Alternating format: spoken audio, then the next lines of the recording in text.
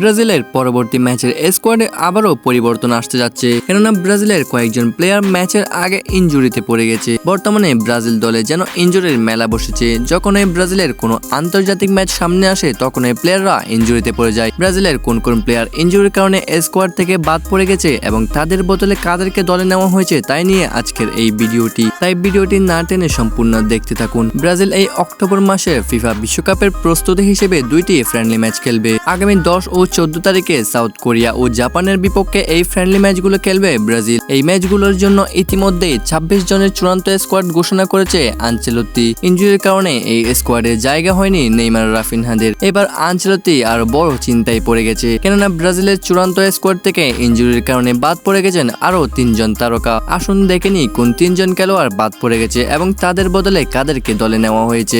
Squad ঘোষণার সর্বপ্রথম ইনজুরির কারণে বাদ পড়ে গেছেন বেন্ডারসন। মোনাকোর হয়ে গত ম্যাচে মাঠে নেমে ইনজুরিতে পড়ে সে। তার বদলে ব্রাজিলের স্কোয়াডে নেওয়া হয়েছে বিতিনহোকে। এছাড়াও অনেকদিন পরে দলে সুযোগ পেয়ে অনুশীলনে ইনজুরির কারণে ছিটকে গেছেন ব্রাজিলিয়ান গোলকিপার এডারসন। তবে তার ইনজুরিটা ব্রাজিল দলে তেমন প্রভাব পড়বে না। তার বদলি হিসেবে দলের জায়গা পেয়েছে জোহন ভিক্টর। সর্বশেষ গতকাল ইনজুরিতে পড়ে দল থেকে ছিটকে গেছেন বর্তমান সময়ে ব্রাজিলের সেরা রাইট ব্যাক ওয়েসলির রিপ্লেসমেন্ট হিসেবে ব্রাজিল দলে নেওয়া হয়েছে ভাস্কো দি গামার ফুলব্যাক পাওলো হেনরিককে। তো বন্ধুরা, আপনাদের কাছে কি মনে হয় এই 3 জন খেলোয়াড়ের ইনজুরিতে ব্রাজিল দল কতটা প্রভাব পড়বে এবং তাদের বদলি হিসেবে যারা জায়গা পেয়েছে তাদেরকে নেওয়া কি ভালো হয়েছে তা কমেন্টের মাধ্যমে জানিয়ে দিন। আর আপনি যদি ব্রাজিলের ফ্যান হয়ে থাকেন এবং ব্রাজিলের সকল আপডেট নিউজ তাড়াতাড়ি পেতে চান তাহলে আমাদের চ্যানেলটিকে এক্ষুনি সাবস্ক্রাইব করে রাখুন।